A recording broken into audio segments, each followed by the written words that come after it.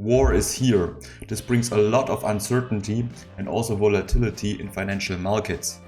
What are good investors doing right now, not only to protect their portfolio, but even grow it? Find out. My name is Hamann from H2 Intel, helping you succeed with investing.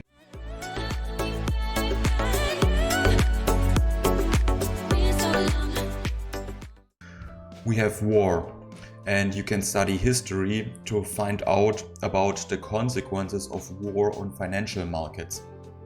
Now, the nations currently involved in the war are commodity producers, and in some areas not small ones. This is not only true for the energy space, this is also true for metals, but also agricultural commodities like wheat.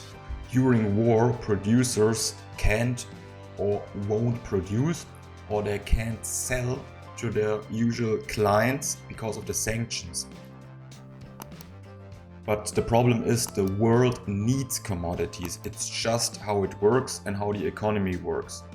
And finding alternatives to those commodities is of course possible, but this takes time and it also takes money. Now, what happens to financial markets during war? What we see now, the ruble is collapsing, oil is over $120 per barrel, nickel prices explode, wheat prices explode, so commodity prices in general are rising very, very quickly, and this is causing massive inflation and means price rises. If commodity prices rise too quickly in a short period of time, this causes a drag on the economy. And this also might spill over to the stock market. And currently in a lot of regions we have record high valuations of stock indices.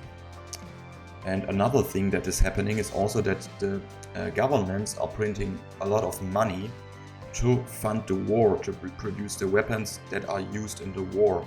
And this means also that the currency devalues further and further. So what are good investors doing right now in the financial markets to protect their capital and to grow their wealth despite of the high volatility and the high uncertainty in markets? One idea is precious metals like gold. Now the gold price behaves very well during crisis time like we have right now, especially during a war. And also, the gold price behaves very well when there is high and rising inflation and especially negative real interest rates, what is happening also right now. Another point is that gold is no one's liability in contrast to paper money. Right now there are a lot of sanctions and we see that the Russians get sanctioned and also their foreign exchange reserves, the US dollars that they got sanctioned, basically wiped out with the push of a button. And no one thought this is possible, but actually it's quite easy. But the good thing about gold is this is not so easy with gold. You cannot just sanction it if you own it already. Let's also look at the chart to see how the gold price behaves technically currently. What we are seeing here right now is the monthly chart of gold versus the US dollar. So the price is currently at 2008 US dollars per ounce of gold. And we see here that each candle represents one full month. And we see the last high was here at around 1900 US dollar per ounce of gold. And now here in 2020 we had a little bit of a push through, but that corrected a bit. And now we have a formation that is called a cup and handle in technical analysis. So you basically have a cup and you have a handle. This looks like a coffee cup, you can imagine.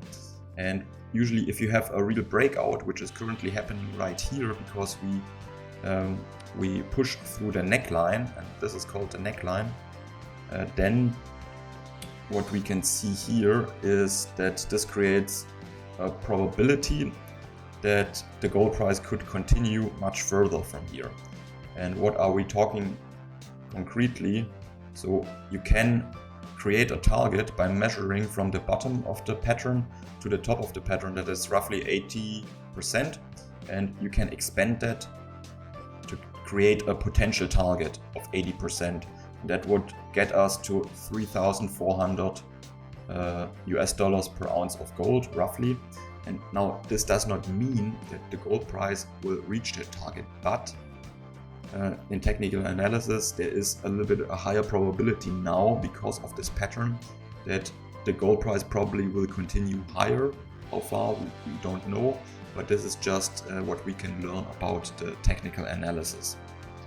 And also about the fundamental developments, of course, that are happening in the world right now with the war. So this is a very, very important catalyst, and because of the other reasons that we mentioned in this video. Besides owning physical gold, another way to play it is through gold mining companies. And mining companies give you a leverage play to the increase in the gold price. And what does it mean? It means if gold rises by 50% in price, the gold miners, the producers of gold, they can potentially multiply their stock prices because they have operational and also financial leverage. And I know many good investors that are taking advantage of this play right now, including me. Please note that none of this is financial advice. You are responsible for your own decisions. I hope you find this information valuable, and just remember, in investing and in financial markets, the biggest opportunities usually come in times of crisis. So just remember this, and happy investing until next time. See you.